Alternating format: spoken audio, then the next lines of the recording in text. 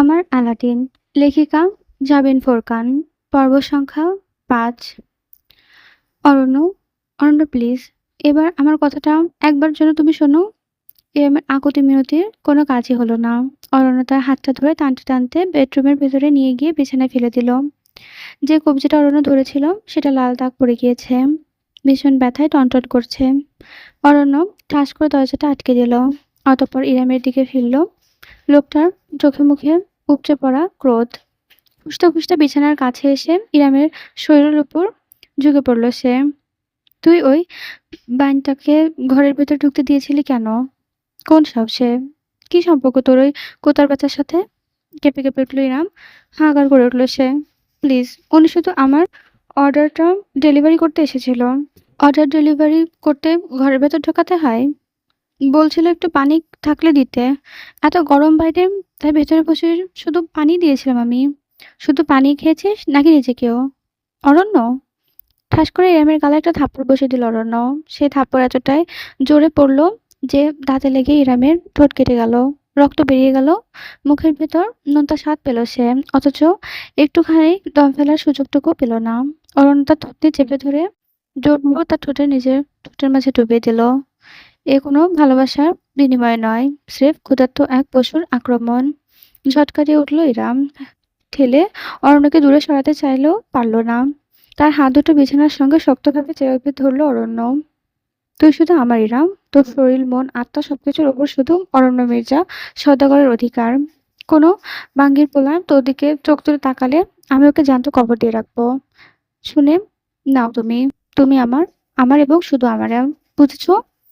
এই, বুঝেছিস বান্দি? বল। ইরাম দাঁতের ঠোঁট কামড়ে ধরল। বলবে সে, কিন্তু কিছুই বলতে পারছে না। তাতে অরণ্য দ্বিগুণ ক্ষেপে গেল। পরনে শাড়ি টেনে মেলল, আঁচল টেনে সরিয়ে ফেলল। ইরাম কাঁপতে কাঁপতে আকুতি করল।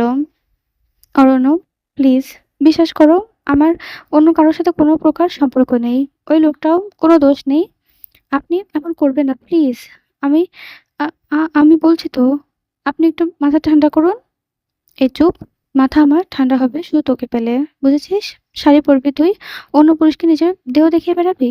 ইরাম, কতবার বলেছি আমি যে নিজের দিকে কোমরের ধারালো কিছু তীক্ষ্ণভাবে আঘাত করে থাকে। চিৎকার করে উঠল ইরাম।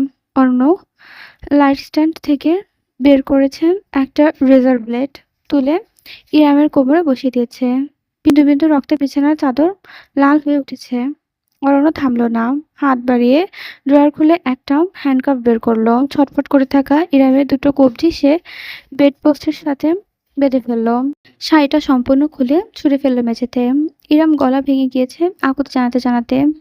প্লিজ অরণ্য, এখন না। আমার খুব কষ্ট হচ্ছে। দোহাই লাগে আপনার। অরণ্য, আমি তোর স্বামী। আমার যখন মনে চায় তোকে নিজের ইচ্ছে মতো ভোগ করতে পারি। তুই নিজের কাবিননামায় স্বাক্ষর করে সেই সার্টিফিকেট আমার হাতে ধরিয়ে দিয়েছিস। তাই এখন একদম চুপ থাকবি। নিজের শার্ট খুলে ঝুঁকে পড়ল অরণ্য। অসম্ভব সুদর্শন এবং শরীরের গঠনের অধিকারী নিজ স্বামীকে ইরাম তখন মনে হলো সাক্ষাৎ কোনো পিশাচ। তার গাল চেপে ধরে হঠাৎ আদরে গলায় অরণ্য বলল, এবারের মতো তোমাকে বিশ্বাস করলাম, কিন্তু দ্বিতীয়বারে কোনো পরপুরুষের সাথে যদি তোমাকে দেখিব, তাহলে ওটাকে খুন করব। এরপর তোকে, সবশেষে নিজেকে। বুঝেছ? অরণ্য নিজের কাজ আরম্ভ করলো, অথচ ইরামের শরীরে একটু সায় দিল না। চোখ বুজে ফেললো সে। ফোঁটায় ফোঁটায় নীরব অশ্রুর বালিশ পড়ে যেতে লাগলো এবং ভেসে উঠল তার চোখ। এ কেমন ভালোবাসা? বর্তমান। সাইবান দ্বিতীয় কিছু বলার সুযোগ পেল না। এর আগে হঠাৎ করে ইরাম পেছনে ঘুরে একটা জোরালো ধাক্কা দিল এবং সে সাথে সাথে দূরে সরে গেল। ধাক্কাটা অদ্ভুত জোর পড়ল, যার দরুন সাইবান সোজা বিপরীত দিকে কাউন্টারের কাছে গিয়ে আছড়ে পড়ল। কোনো মতে দু হাতে নিজের ভারসাম্য রক্ষা করে প্রসারিত দৃষ্টিতে চেয়ে রইল সে ইরামের দিকে। Don't you dare touch me. শান্ত, নির্মল, স্নিগ্ধ। ইরাম সেকেন্ডের ব্যবধানে ধারণ করল রুদ্রমূর্তি। তার চোখে বেয়ে যেন আগুন ঝরছে। ফ্যালফ্যাল করে চেয়ে রইল সাইবান। কিছুতে বুঝতে পারল না এই রমণীর সঙ্গে কি হচ্ছে। ইরামের কণ্ঠস্বর অবধি বদলে গিয়েছে, তাতে দৃঢ়তা এবং ক্রোধ। কি ভাবো কি তুমি নিজেকে? তোমরা ছেলেরা কি মনে করো? স্ত্রী কি তোমাদের ব্যক্তিগত প্রপার্টি? হ্যাঁ, property to guard, to propose. নিজের হাজারটা মেয়ের দিকে চোখ দিলে সমস্যা নেই, কিন্তু স্ত্রী সামান্য হাত ধরলে, মুচকি হাসলেই সব সমস্যা। কি বলতে চাও তুমি? তোমার দুলা ভাইয়ের সাথে আমার পরকীয়ার সম্পর্ক? ইরাম আপু। শেষ বাক্যের পর আর চুপ থাকতে পারল না সাইবান। পাল্টা গর্জে উঠল সেও। মুখ সামলে কথা বলুন আপনি। খবরদার ওই শব্দটা যদি আর একবারও মুখে এনেছেন। তবে কি করবে তুমি? বিচারে নিয়ে যাবে? মারবে? জোর করে ভোগ করে বুঝিয়ে দেবে আমি শুধু তোমার সম্পত্তি? শার্টটা ফাঁকা রাইট নাও। সাইবানও রেগে গিয়েছে। ইরামের এমন প্রতিক্রিয়া তার মাথা কাজ করা বন্ধ করে দিয়েছে। নিজেকে কেমন অপরাধী লাগছে। প্রপার্টি দখলবাজ ছেলে। ইরাম তাই ভাবে তাকে? হ্যাঁ, তাই তো। ইরাম কবেই বা তাকে প্রাধান্য দিয়েছে? কবেই বা তাকে নিয়ে একটু ভেবেছে? রাগের মাঝেও এক সূক্ষ্ম পরিহাসের হাসি ফুটে উঠল ঠোঁট জুড়ে তার। মাথার চুলে অতি সহায়তায় আঙুল চালালো সে। জোর জবরদস্তি আর অধিকারবোধের মাঝে একটা পার্থক্য আছে আপু। আপনি দুটোকে গুলিয়ে ফেলছেন। ইরাম আগের তুলনায় খানিকটা শান্ত হলেও তার ক্রোধ সম্পূর্ণ উপে গেল না। দীপ্ত কণ্ঠে সে অভিযোগ করল, তোমরা এই জেনারেশনে ভুলে গিয়েছ জবরদস্তি is not romantic at all. স্ত্রীর উপর জোর খাটিয়ে নিজেকে আলফা মেন প্রমাণ করতে চাও? কন্ট্রোলিং হয়ে দাপট দেখাতে চাও? ফ্যান্টাসি জগৎ থেকে বেরিয়ে এসো তাহলে। বাস্তব জগৎ আর কল্পনা জগতের মাঝে ফারাক আকাশ পাতাল। একটা মেয়ের ওয়াদাযুক্ত হওয়ার অর্থ এই না যে সে নিজেকে গোটা অস্তিত্ব তোমার নামে দলিল হিসেবে দিয়ে দিয়েছে। আপনি আমাকে শুরু থেকেই তাই ভেবেছেন, তাই না আপু? আপনি আমাকে আপনার দেখা আর ৫টা ১০টা ছেলেদের মতোই আলাদা কিছু কোনোদিন ভেবে দেখেননি। সাইবানের কথাতে হঠাৎ করেই ইরহাম থমকে গেল। এতক্ষণ যেন তার হুঁশই ফিরল। একটা ঘোরের মধ্যে ছিল যেন এতটা সময়। হুট করে বাস্তবে চলে এসেছে যেন। সামনে সাইবান দাঁড়িয়ে আছে। ছেলেটার চেহারা উৎফুল্লিত, ঠোঁটে সবসময়ের মতোই দুষ্টুমি হাসি, অথচ তার চোখে উদাসীনতা ব্যক্তির বিষাদটুকু ইরহাম ঠিকই টের পেল। সাইমন সোজা হয়ে দাঁড়িয়ে নিজের চুলে আবারও দফায় ব্রাশ করে নিল। তারপর বলল, ইউ নো হোয়াট আপু, you deserve it. You deserve to be alone. You deserve everything you are going through. ইরামের সিদারাপে ঠান্ডা একটি স্রোত খেলে গেল। কোনো জবাব দিতে পারল না সে। সাইবান উল্টো ঘুরে হনহন করে কিচেনের বাইরে বেরিয়ে গেল। যাওয়ার আগে হাতের ধাক্কায় ঠাস করে একপাশে রাখা থালা বাসনের বক্সটা ফেলে দিল। মেঝেতে ধপাস করে সবকিছু পড়ল, ভেঙে ছড়িয়ে ছিটিয়ে গেল চারপাশে। ভাঙা কাঁচের ওপর প্রতিফলিত হওয়া নিজের অজস্র প্রতিবিম্বের দিকে একদৃষ্টে চেয়ে রইল ইরাম। কখন সামিয়া এবং মিসির দুজনেই অত্যন্ত চিহ্নিত হয়ে কিচেনে এসে তাকিয়ে ধরল সে সেটুকুও টের পেল না। সেদিন রাতের বেলা গেস্ট রুমের ভেতরে আয়নার সামনে দাঁড়িয়ে আছে ইরাম। নিজের প্রতিবিম্বকে নিজেই বেশ খানিকটা অচেনা লাগছে তার কাছে। আজ বহুদিন বাদে সে সাজগোজ করেছে। জীবনে সবসময় অন্যের খেয়াল রাখা হলেও কখনো নিজের খেয়াল রাখার সুযোগ হয়নি তার। রুগ্ন পাতলা শরীরে ঢোলাঢালা সবুজ চুমকি বসানো ডিজাইনের কামিজ ছড়ানো। সামিয়া অনেক শখ করে কিনে এনেছে এটি। সাইবানের বিয়েতে যেহেতু হঠাৎ করেই হচ্ছে, তিনি চান অন্তত আজ রাতে ছোট করে একটা মেহেন্দি অনুষ্ঠান করতে। অনুষ্ঠান বলতে খাওয়া দাওয়ার আয়োজন। মেহেদি আর্টিস্ট বুক করা হয়েছে। এমনিতেও সব জিনিসপত্রের প্রতি একদমই মন নেই ইরামের। উপরন্তু সকালের ঘটনা এখনো মন থেকে বের করতে পারেনি সে। সাইবানের চেহারাটা স্মরণে আসলে নিজেকে কেমন অপরাধী লাগছে তার। অনন্য মানদণ্ডে সাইবানকে মেপে ফেলেছে সে। তখন না বুঝলো, এখন তার খারাপ লাগছে। মনের ভেতর একটা অশুভ চিন্তা উঁকি দিচ্ছে। সাইবান শেষ যে কথাটা তাকে বলে গিয়েছে সেটা ভীষণ গায়ে লেগেছে তার। হাঁটুর বয়সে একটা ছেলে এইভাবে তার মুখের উপর বলে গেল, আর সে দাঁড়িয়ে দাঁড়িয়ে শুনলো। সবকিছু মিলিয়ে ইরাম এখন অথই দ্বিধাদ্বন্দ্বে ভুগছে। জরিদার লালচে সোনালি পাড়ের ওড়নাটা গায়ে জড়াতে জড়াতে ইরাম আরেক দফায় নিজের প্রতিবিম্বে তাকালো। ভিন্ন একজন মানুষ যেন দাঁড়িয়ে আছে তার দিকে। ইজান কোলে আসার পর থেকে সময় করে নিজের চুল আঁচড়ানোর প্রয়োজন বোধ করেনি সে। ত্বকের যত্ন নেওয়ার সুযোগ পায়নি। হয়নি নিজের শরীরের ক্ষতি পুষিয়ে নেওয়ার কোনো সুযোগ। তবুও হালকা মেকআপে প্রলেপে এবং গয়নার সাজায় তাকে মন্দ লাগছে না। তাজা গোলাপের মালা হাতে বেঁধে এবং চুলে গুজে শেষমেশে নিজেকে সাজসজ্জায় ক্ষান্ত দিয়ে ইরাম বাইরে বেরিয়ে এলো। লিভিং রুমটা বেশ সুন্দর করে সাজানো হয়েছে। মরিচবাতি এবং পর্দাতে ঘেরা চারপাশ। সোফা, শাড়িতে মেঝেতে কার্পেট বিছিয়ে দেওয়া, তাতে মেহেদি, মিষ্টি, ফলমূল ইত্যাদি ডালা সাজানো। মেহেদি আর্টিস্ট রীতিমতো চলে এসেছে। কার্পেটে বসে এই মুহূর্তে সারিকার হাতে মেহেদি পরিয়ে দিচ্ছে।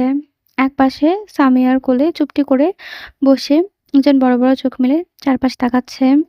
সুগন্ধা একটি ঝুরঝুরে নাড়িয়ে তা আকর্ষণ ধরে রাখার চেষ্টা করছে। বাড়ির একমাত্র জামাই মিসির হলুদ একটা পাঞ্জাবি পরেছে, হাতে মোবাইল ফোন। পায়চারি করতে করতে কারোর সঙ্গে কথা বলছে, খুব সম্ভবত বিয়ের কোনো কাজ নিয়েই। মোটামুটি সকালে দেখতে পেলেও সাইবানকে কোথাও আর চোখে পড়ল না ইরামের। তার বন্ধু বান্ধবদের আসার কথা ছিল, এসেছে কিনা কে জানে। আরে কি সুন্দর লাগছে তোকে। আমি জানতাম আমার চয়েস ভালো, তবে এতটাও ভালো ভাবতে পারিনি।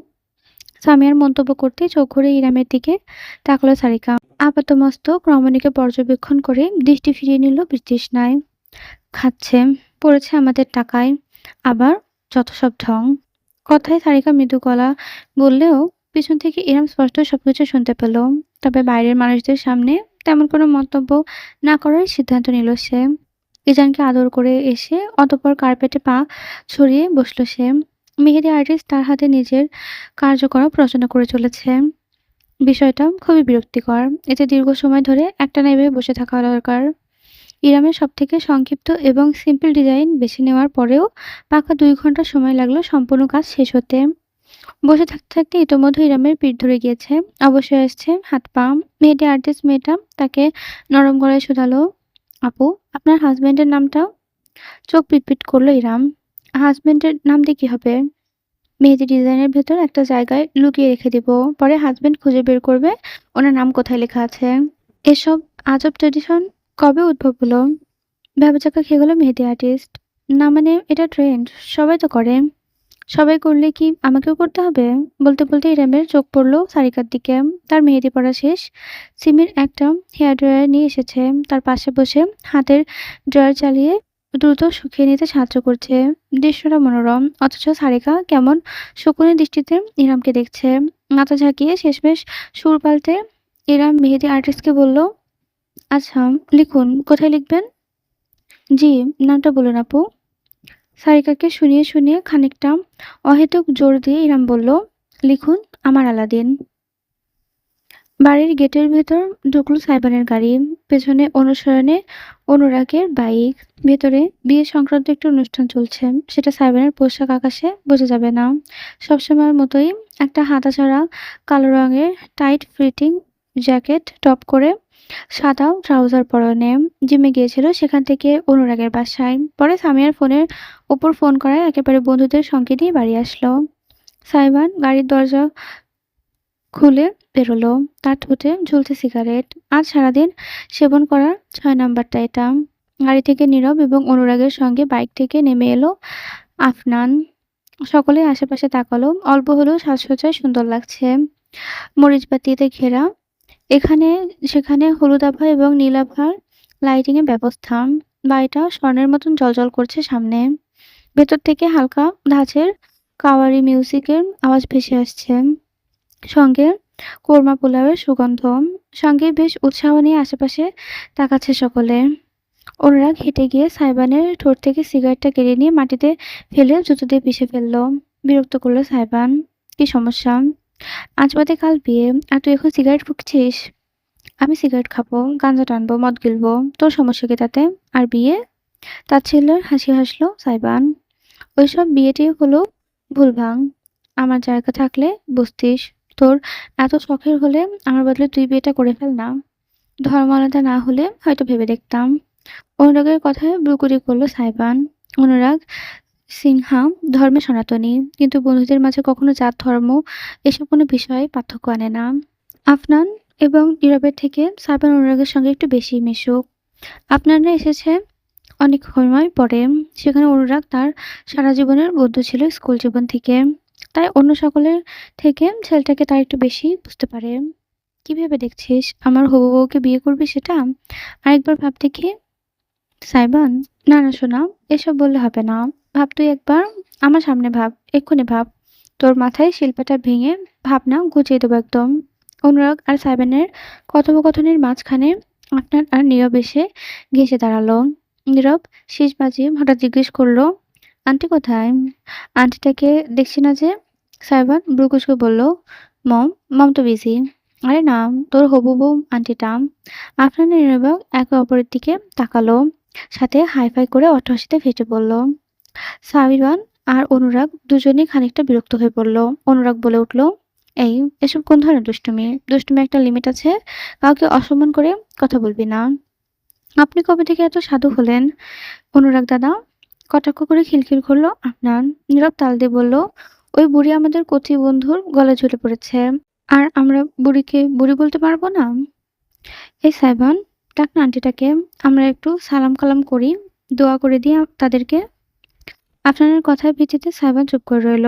তারপর আনমনে অস্বস্তি ভাবটা ঝেড়ে ফেলার চেষ্টা করে বলল, আছে হয়তো ঘরের ভেতর কোথাও। মেয়ে মানুষের কাজ কাম আমি বুঝি না। মেয়ে? আন্টি বল আসসালামু আলাইকুম। হঠাৎ করে বন্ধুদের কথোপকথনের মাঝেই ভেসে এলো একটি স্নিগ্ধ মেয়েলি কণ্ঠস্বর। সকলে নিজেদের জায়গায় জমে গেল। সাইবান ঝট করে পেছনে ফিরে তাকালো। বাড়ির দরজার বেরিয়ে সিঁড়ি টপকে হেঁটে আসছে ইরাম। চারপাশে সাজানো মরিচবাতির আলোয় ইরামের পরনের গাঢ় সবুজ ডিজাইনের সালোয়ার কামিজ এবং হাত ভর্তি টকটকে মেহেদির কারুকার্য ক্ষণিকের জন্য সাইবান সহ তার সমস্ত গ্রুপকে বাকরুদ্ধ করে দিল। না চাইতেও সকলে চেয়ে রইল। ইরাম মুচকি হাসল। তার নাকে যোজিত নদীটি সামান্য দোল খেল। তোমরা আলাদিনের বন্ধুরা, তাই না? আফনান আর নীরবের মুখটা হাঁ হয়ে গেল। শ্বাস আটকে ফেলেছে নিজেদের। অপরদিকে অনুরাগ নিষ্পলকে চেয়ে আছে, দৃষ্টি সরাতে পারছে না। কিসের আন্টি? কিসের কি? ফিসফিস করল নীরব। তার কথায় তাল দিয়ে কাঁপা কাঁপা গলায় আহনাফের মুখে হাত চাপা দিয়ে বলে উঠল, ও ড্যাম শিট। ইরাম তাদের সামনে এসে দাঁড়ালো। অনুরাগ ততক্ষণে লজ্জা পেয়ে চোখ সরিয়ে নিয়েছে, কিন্তু বাকিরা আহাম্মকের মতো চেয়ে আছে। আমি ইরাম, কিবরিয়া। তোমাদের দেখে ভালো লাগলো। বাইরে দাঁড়িয়ে আছো কেন? ভেতরে আসো। আন্টি, না মানে ভাবি। ইয়ে, আপু। ওয়ালাইকুম সালাম। আপনাদের জিহ্বা জড়িয়ে গেল বলতে গিয়ে। নীরব নিজের মুখ বন্ধ করে শক্ত করে একটা ঢোক গিলে বলল, ইয়ে মানে আপু, না মানে ভাবি। ওরে শালা, sorry. I mean hell. Living hall রুমে। Goodness gracious. চাইতেও গুলে যাচ্ছে তার কথাবার্তা। মাথায় চুল টেনে ধরল সে। দুজন ছেলের অপ্রস্তুত ভঙ্গি দেখে স্মিত হাসল এরাম। তোমরা মনে হয় অনেকটা টায়ার্ড। প্লিজ ভেতরে যাও, আমি শরবতের ব্যবস্থা করছি। আর তুমি, মিস্টার ভদ্রছেলে, যাও গিয়ে ভেতরে বসো। অনুরাগের গাল রক্তিম বর্ণ ধারণ করলো যখন ইরাম তাকে ভদ্রছেলে বলে ডাকলো। তিনজনই রোবটের মতো মাথা নেড়ে প্রায় ছুটে বাড়ির ভেতর চলে গেল। যাওয়ার আগে একজন দৃষ্টি বান্ধব তরফ থেকে পাওয়ার ভয়ঙ্কর দানবিক দৃষ্টিতে আর খেয়াল হলো না কারোরই। সকলে চলে যেতে একটা নিঃশ্বাস ফেলে ইরাম ঘুরে তাকালো। অবশেষে দেখলো সে সাইবানকে। তখন ওইভাবে দাঁড়িয়ে আছে সে। তার চোখজোড়া নিবদ্ধ ঠিক যে পথে আহনাদ নিয়ম এবং অনুরাগ ভেতরে ঢুকলো সেই পথে। দৃষ্টিতে একটা তীক্ষ্ণ ধার, অশুভ লক্ষণ। আলাদিন, নরম গলায় বলল ইরাম। সাইবান চোখ ঘুরিয়ে তাকে দেখল। আপাতমস্তক পর্যবেক্ষণ করলো শ্রীরামকে খুঁটিয়ে খুঁটিয়ে। মাথায় চুল থেকে পায়ের পাতা অব্দি 1 ইঞ্চিও বাদ রাখলো না। ওই চোখের মাঝে এতটা গভীরতা যে ইরাম মনে হলো অথই সাগরে ডুবে যাচ্ছে সে। সাইবান কোনো রাগঢাক করছে না। জিভ গালে ঠেকিয়ে নির্লজ্জের মতো তাকে দেখে যাচ্ছে তো যাচ্ছেই। দীর্ঘ একটি নিঃশ্বাস টেনে নিজেকে শান্ত রেখে ইরাম বলতে গেল, আজকের সকালের জন্য আমি। কথাটা শেষ করতে পারল না ইরাম। সাইবানের উপর পাশ থেকে পশুর মতো কিছু একটা ঝাঁপিয়ে পড়ল। ইরামের দিকে তাকিয়ে থাকায় মস্তিষ্কে ঝিম ধরে গিয়েছিল বেচারার। বিপদের আঁচটুকু পায়নি সে। এত ক্ষিপ্রতায় ঘটনাটা ঘটে গেল যে বেগ পোহাতে হচ্ছে এখন ইরামকে। সে শুধু দেখলো সাইবেন মাটিতে আছড়ে পড়ল। তার বুকের উপর চড়ে বসেছে, ক্রমাগত মুখে ঘুষি হাঁকিয়ে যাচ্ছে একটা বছর 15-16 কিশোর ছেলে। Scoundrel, buster. আমার বোনকে বিয়ে করবি তুই? আমার বড় আপুকে? শালা রুচে 420। বেয়াদবের বাচ্চা। চোখ তুলে দেখ তুই শুধু। আমার আপুকে ফাঁসিয়ে বিয়ে করা তোর পেছন দিয়ে বের করে দেবো আমি। ইহান আটকে উঠল ইরাম। হতবিহ্বল হয়ে চেয়ে রইল সে নিজের আপন ছোট ভাইয়ের দিকে। কিভাবে বিনা বিরামে সাবেনের শরীরে একের পর এক ঘুষি হাঁকিয়ে যাচ্ছে তীব্র আক্রোশে। ইরামের বাবা রুইজুল কিকরিয়াম মারা যান যখন ইরামের বয়স 17। মৃত্যুটাও ছিল অনাকাঙ্ক্ষিত।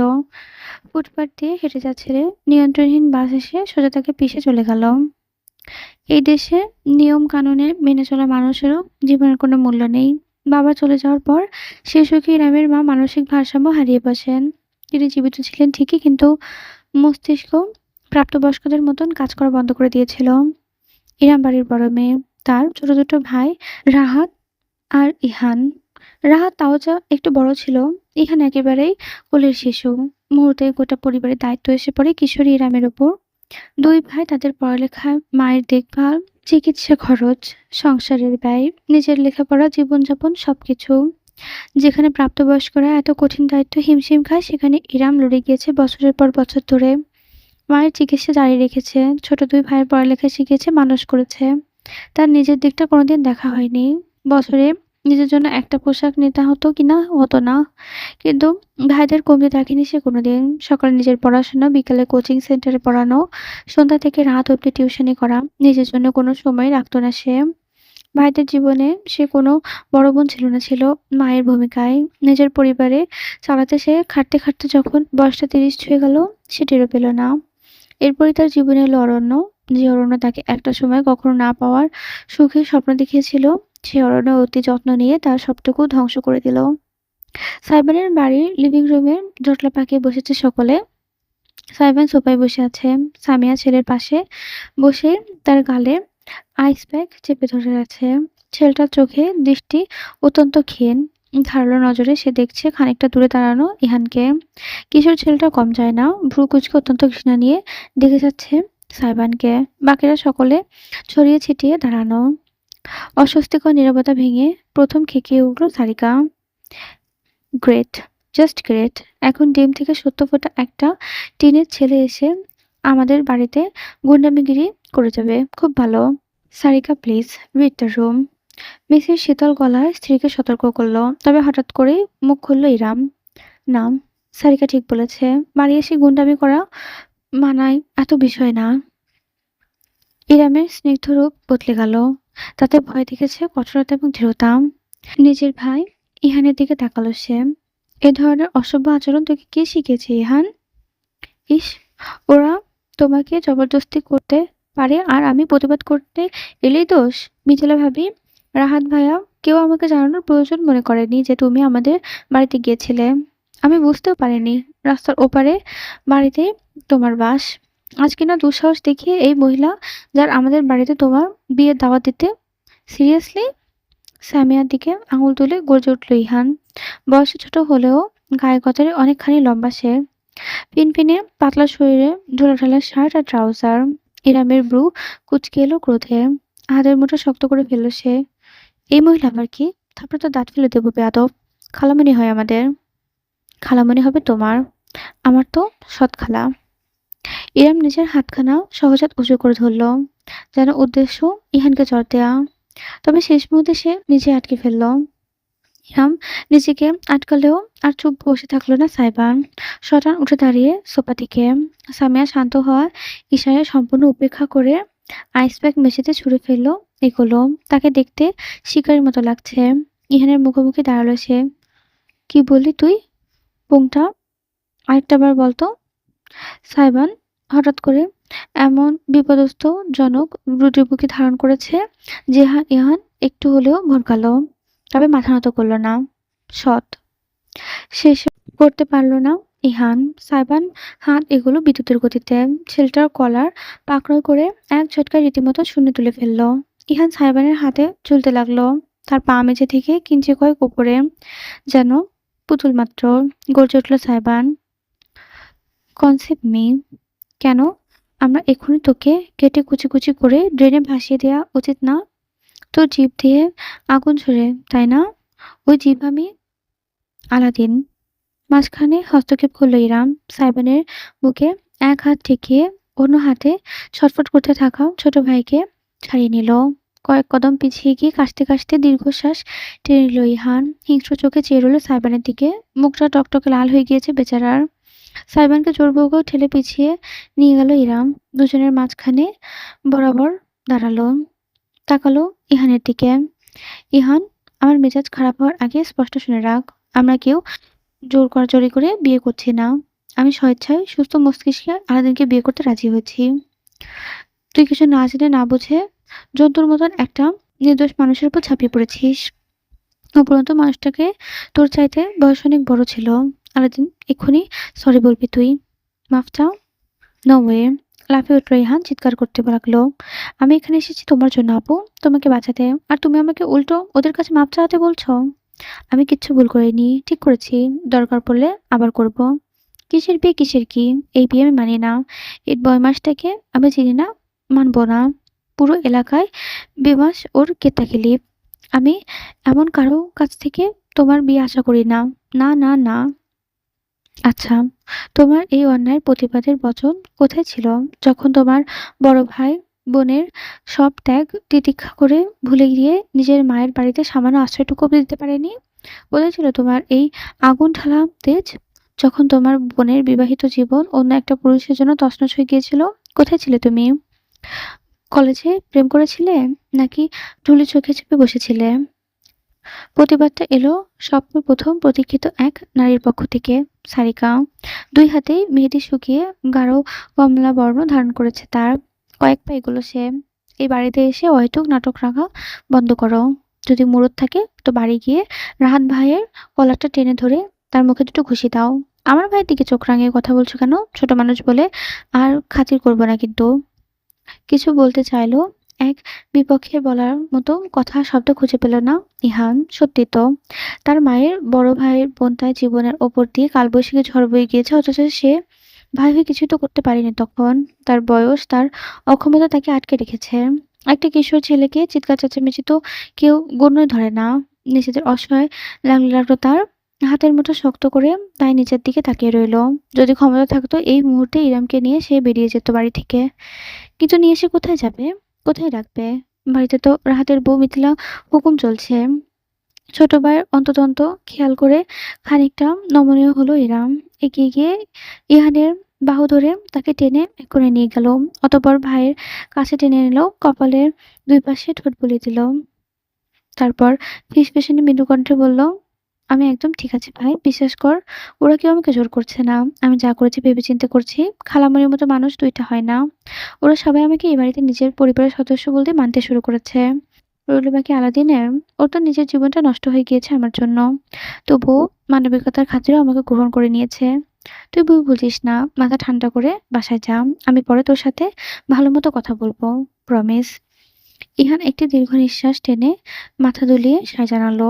শরীর থেকে সব রাগ তার বেরিয়ে গিয়েছে শুধু বড় বোনের আদরের ছোঁয়ায়। সকলের দিকে অত্যন্ত বৃত্তৃষ্ণা দিকে শেষবারের মতো তাকালো ইহান, আর ঝামেলা করলো না। চুপচাপ হনহন করে হেঁটে বাড়ি থেকে বেরিয়ে গেল। সে চলে যেতে একটা স্বস্তির নিঃশ্বাস ফেলে ইরাম ঘুরে দাঁড়ালো, সবার উদ্দেশ্যে চেয়ে বলল, আমার ভাইয়ের কাজের জন্য আমি খুবই লজ্জিত এবং দুঃখিত। সবাই প্লিজ ক্ষমা সুন্দর দৃষ্টিতে দেখবেন।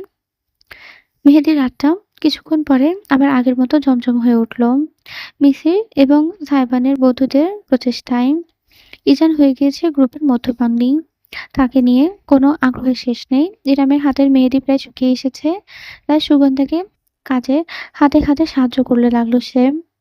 ট্রেতে কোথাও শরবত নিয়ে এসে সবাইকে পরিবেশন করে দিল। আহানাত, নীরব, অনুরাগ আরেক দফায় তাকে দেখল। বয়স শুনে যেমন চিত্র তারা কল্পনা করে রেখেছিল, এরম তেমনটা নয়। এই কারণে সকলের খানিকটা আগে অবাক হয়ে গিয়েছিল। এমনটা নয় যে এরা বেশ সুন্দরী। তার মুখবয়ব উজ্জ্বল শ্যামলা। বয়স যে ৩০-এর কোঠায় সেটাও বোঝার সক্ষমতা বা অভিজ্ঞতাতে গোলাবে না। যুবতী মেয়েদের ভেতর একটা চঞ্চলতা থাকে, যেখানে ইরামের ভেতর রয়েছে শীতলতা, প্রশান্ত অনুভব, বয়সের সঙ্গে মানানসই তার চলাচলন। ইজান কেঁদে উঠলে সেখানে ছেলেকে সামলাচ্ছে, অপরদিকে কাজেও বেশ সহায়তা করে যাচ্ছে সে, পারদর্শীদের মতো। ইরাম আর সাইবানকে হুট করে পাশাপাশি দেখলে ভীষণই বেমানান লাগে, তবে সবসময় সাথে সাথে মনে হবে দুজন একে অপরের সঙ্গে অনুভবতভাবে মানিয়েছে। মূলত সেই কারণেই বন্ধুদের দল হঠাৎ করে ইরামকে দেখে বিস্মিত হয়ে গিয়েছিল। তাদের ইমেচিউরিটিতে এক ম্যাচিউর মেয়ের সঙ্গে জুড়ে যাচ্ছে বিষয়টা ভাবলেও কেমন অবাস্তব অবাস্তব ঠেকছে। সাইবানের ভেতর নতুন পাগলাটে এক ঘোড়ার সঙ্গে ইরামের মতো শান্তশিষ্ট প্রয়োজনীয় রুষ্ট নারী কিভাবে একটা সংসার সাজাবে সেটা কল্পনা করাও সাধ্য আপাতত তাদের হচ্ছে না। বন্ধুদের দল থেকে খানিকটা সময়ের জন্য নিজেকে ছড়িয়ে অনুরাগ এলো কিচেনে। তার হাতে মিষ্টি লেপটে গিয়েছে, কেমন চিটচিট লাগছে।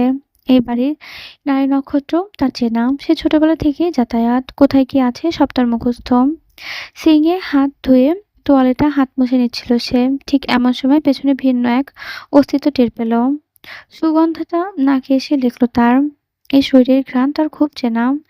ভুল হওয়ার কোনো সুযোগই নেই। কেমন আছেন অনুরাগ?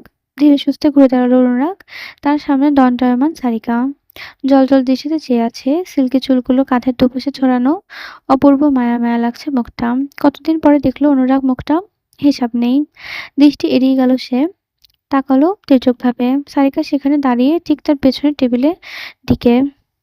ভালো। এক শব্দে জবাব দিল অনুরাগ। সারিকাও বুঝলো কথা ফেলিয়ে দিল। নীরব দাঁড়িয়ে নিজের পায়ের দিকে তাকিয়ে রইল রমণী। অনুরাগ গলা খাকারি দিয়ে সোজা হয়ে বলল, কতদিনের জন্য আসা হলো?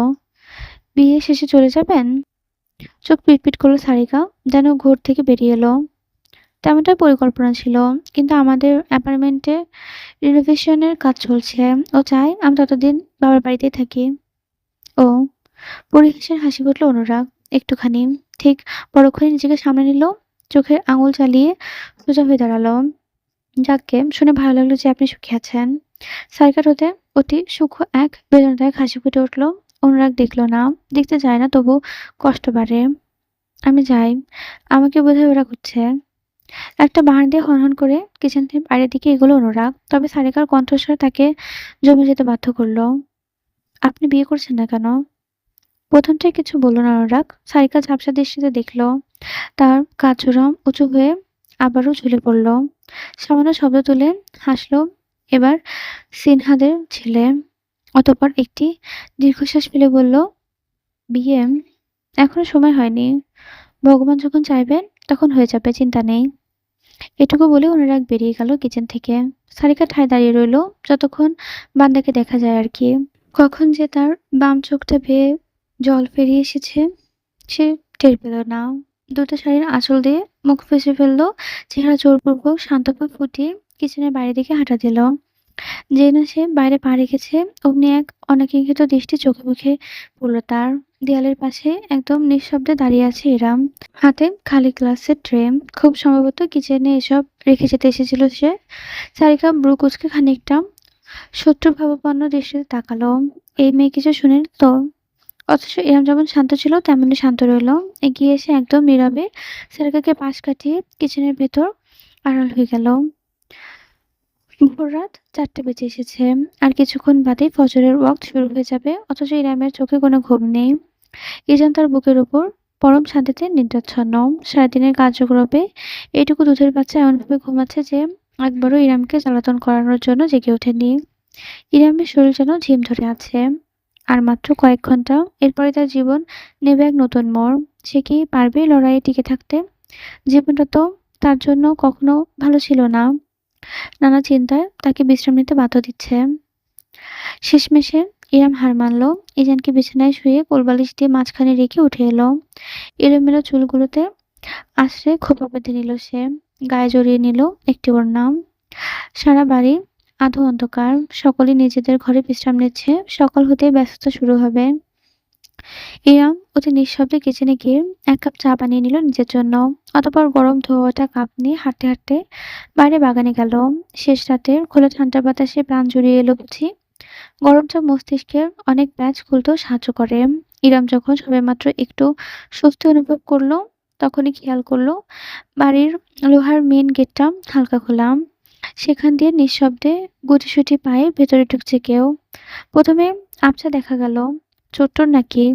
ইরাম উত্তেজিত হয়ে কয়েক পা এগিয়ে গেলে থমকে গেল। তারপর সাইবান চোরের মতো ভেতরে ঢুকছে। পরনে কালো সিল্কের পাজামা সেট, ঘুমানোর পোশাক, চোখে মুখে একটা ধূর্ততা, সঙ্গে দুষ্টুমির ছাপ। নিশ্চয়ই কোনো কার্যসিদ্ধি করে এসেছে।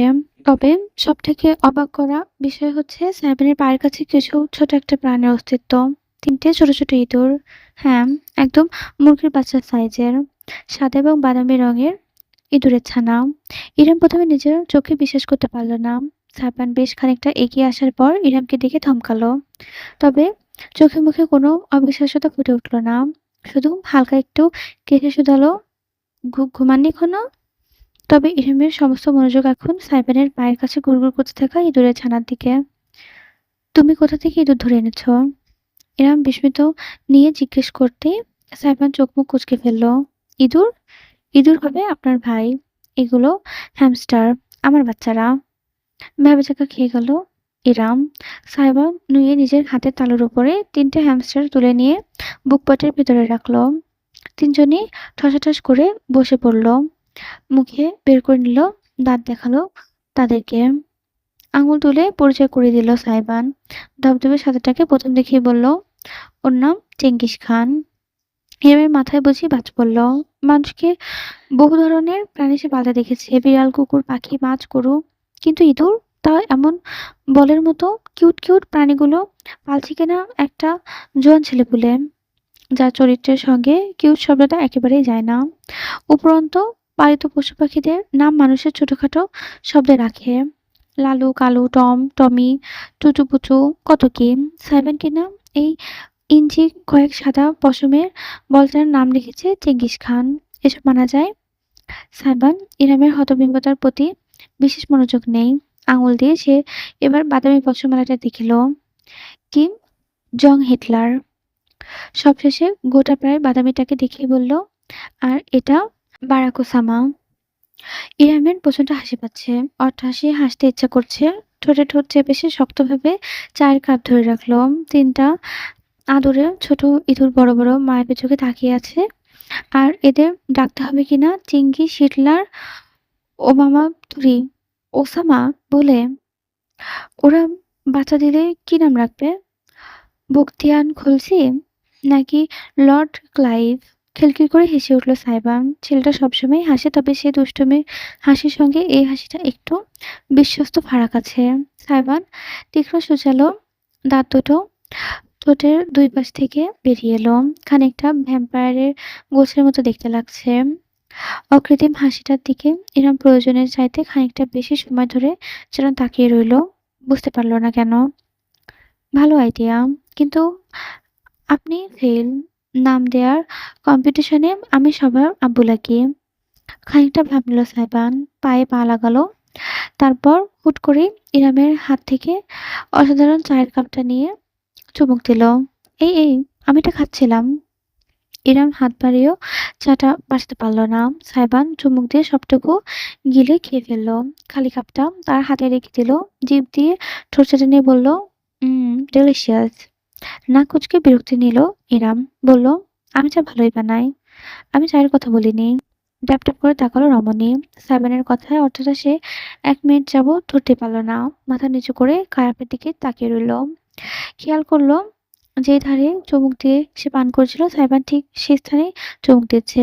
ইরামের ঠোঁটে দেখা গেল হালকা ভ্যাসলিনের প্রলেপ, যেটা এখনো সেখানে লেপ্টে আছে। ভ্যাসলিন ত্বকের জন্য উপকারী জানতাম, খেতেও চমৎকার এটা আজ জানতে পারলাম। সাইবানের চেহারা কুঁচকে গেল। আপনি একটা মুরসয়লার, সেটা জানেন? কোন মাঠের কথা বলছো?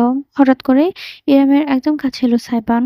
তবে সকালের মতন তাকে স্পর্শ করলো না, শুধু গম্ভীর চোখে তাকালো তার চোখের দিকে। ইরাম হল্প করে বলতে পারবে ১ সেকেন্ডের জন্য সাইবানের দৃষ্টি তার চোখের থেকে ঠোঁটে নেমে গিয়েছিল। যে মুডের জন্য মানুষ বিয়ে করে সেই মুড।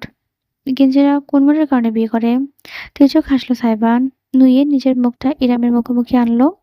তার বুক পকেটে হ্যামস্টারগুলো চুকচুক করে সিল্কের কাপড়ে কামড়াতে কামড়াতে পালক বিছিয়ে কাণ্ড কারখানা করে যাচ্ছে। জেনজি কোন মুডের কারণে বিয়ে করে সেটা আপনি আজ রাতেই টের পেয়ে যাবেন, মাই ডিয়ার আপু। চোখ বড় বড় করে ফেলল ইরাম। সাইবান আরেকটু বিস্মিত হেসে যোগ করলো, অন সেকেন্ড থট, এবার থেকে আমার আপু ডাকটা পরিহার করা উচিত, তাই না? কি নামে ডাকে আপনাকে বলুন তো? তুমি না নাম দিতে ওস্তাদ? তোমার মুখ থেকেই শুনি। দাঁতে ঠোঁট কামড়ে গম্ভীর দৃষ্টিতে তাকালো সাইবান। তার ভ্রুতে পিয়ার্সিং জ্বলজ্বল করে উঠল।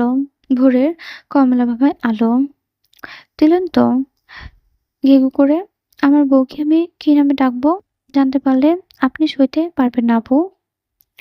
এতটাই দুর্বল মনে হয় আমাকে? হ্যাঁ, see you at war waiting soon. Shelter ভঙ্গি করে সাইবান নিজের হ্যামস্টার বাচ্চাদের আদর করতে করতে হেলে দুলে ঘরের ভেতরে চলে গেল। ইরাম তাকে জিজ্ঞেস করার সুযোগও পেল না, এই ভোরবেলা ছেলেটা বাইরে কোথায় গিয়েছিল, কি কাণ্ড করে এসেছে। সে শুধু অথর্বের মতো তাকিয়ে থাকলো নিজের জায়গায়। পরক্ষণে হাতের খালি কাপটার দিকে তাকালো। সূর্যোদয় হতে শুরু করেছে। লালচে কমলা রশ্মিতে ছেয়ে গিয়েছে গোটা ধরিত্রী। দমকা হাওয়া এসে ইরামের ওড়না উড়িয়ে নিয়ে গেল।